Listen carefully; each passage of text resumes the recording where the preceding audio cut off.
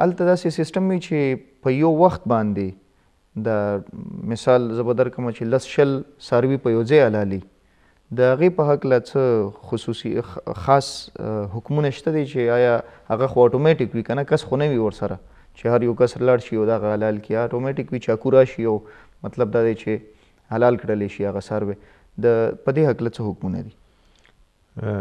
دې صورت کې څه مشین سره اټومیټیکلی طور باندې ځناور خصوصا چرګان حلالیږي ذبح کیږي د دې حکم دغه دی چې پکار دی چې اولا دغه چرګه یا مثلا څاروی پکار دی قبلې طرف ته وي ستا خو معلومه دی چې شرط دی مخکې مې ذکر کړل او هم هغه کس څه د چاکو تیرېدلې لپاره هغه ځای کې بټن دی یو ماشین دی هغه ماشین چالو کولې لپاره چې هغه ماشین روشن شي چالو شي پکار دی چې یو بټن ووهي نو هغه بټن وهلې والا ضروري دغه دی چې هغه مسلمان وي یعنی دغه چې مثلا هغه کس غیر مسلمان وي غیر مسلمان وي نو هغه ځناور څه شولو حرام شو پکار دی هغه مسلمان وي دا هم ضروري دی او دغه هم پکې ضروري دی چې یو کس موجود وي یو مسلمان موجود وي چې هغه د بټن لګولې وخت کې بسم الله یا د خدای نوم واخلي یعنی دا چې که چیرې دا طریقه یې پکې جوړه کړې وي دې کمپنۍ کې چې هر یوه چرګه یا هر یو څاروی چې د چاقو لاندې راځي هغه وخت دوی د الله نوم په سیډي کې په الکترونیک شیو کې د خدای نوم پکې ریکارډ کړی وي ضبط کړی وي د الله نوم لاؤډ سپیکر نه بالکل خپریږي دغه کافي نه دی پکار دی یو کس هلته موجود وي او هغه بسم الله ووایي دغه طریقې ځنو اسلامي هیوادو کې شته دي چې هغوی دا پام نه کوي چې یو مسلمان په خپله هلته موجود وي او بسم الله الله اکبر وغیره وایي بلکې دې لپاره یې څه کړي دې لپاره هلته یو ماشین لګولی وي لاؤډ سپیکر وي چې هغې کې اواز ریکارډ شوی نوم پکې ریکارډ شوي دغه کافي نه دی پکار دی چې یو کس په خپلې خولې باندې هلته بسم الله وایي او بل شرط پکې دغه دی چې کله چې د چاقو او هغه یا چاقو یا کم چاقو په شانتې بلیډ وغیره دی چې هغه ډېرې تیزي سره راځي او دغه کم چرګان دي دغه اټومیټیکلی طور باندې په یوې پټۍ باندې ډېر تیزۍ سره راځي او هغه چاقو ورباندې راکوزیږي ورباندې ټیټیږي او هغه نه دغه گردن پرې کوي نو هغه وخت په کار دغه دی چې بسم الله وویلی شي صحیح یعنی مقصد دغه دی چې 8 بجې سهار نه دغه د چرګانو عللوله شروع کیږي تر مخامه 10 بجو پورې دغه کافي نه دی چې اول 8 بجې یو ځل وویلی شي یو ځل ورباندې بسم الله وویلی شي او هغه نه وروسته هغه کسان بیا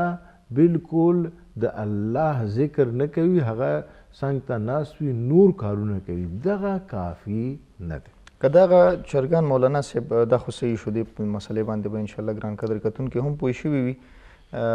که دغه چرګان زیات وي که نه ځکه چې دغه تاسو خبره وکړه چې کمپنۍ کې یا فارم کې په یو بلیډ سره او په یو ځل دغه حلالیږي هر یوې چرګې ته یا هر یو څاروي ته به بیل بیل بسم الله ویل کېږي او که نه په یو ځای یو ځل ووایې هم کافي ده. دې شان سره پکار دی وي که نه چې که سرعت سپیډ ډېر زیات وي نو ممکنه دی چې یو ځل بسم الله ویللې سره 3 یا 4 چرګان په یوه وخت بسم الله الله اکبر یا چې کوم نوم دی هغه اخیستلې سره د هغوی حلقونه دي چاقو لاندې راشي دا ممکنه دی. و اما زیاد مقدار کې لکه مثال مې دا عرض وکړلو چې ته 8 بجې یو ځل الله اکبر وایې او هغه نه وروسته پرېږدوې چې څومره دلته چرګان دي هغه چرګان د دې چاقو لاندې بلیډ باندې راځي دغه کافي نه دی. هر یوه دپاره پکار دی چې وایو هر یوه دپاره تقریبا کم از کم 3 یا 4 یو ځل ویللې سره 3 یا 4 چرګانو د هغه چاقو لاندې رتلی شي او 3 یا 4 چرګان سره بسم الله ویلله ممکنه دی. دې طریقه سره پکار دی وي. او که مثال په طور باندې زیات مدت اخلي لکه تاسو پوښتنه وکړله نو بیا پکار دی چې هر یوه دپاره بیله وایي 3-4 لپاره چونکې سرعت سره دي دا یوه بسم الله سره کیدی شي او هغه نه وروسته پکار دی بیل بیل بسم الله وایي. یعنی مقصد دغه دی چې هلته چې کم کس ناست دی بټن وایي بیل بیل ورته بټن وهي هر ځل پکار دی بسم الله وایي یا بټن په شانتي نور شیونه دي نن سبا خو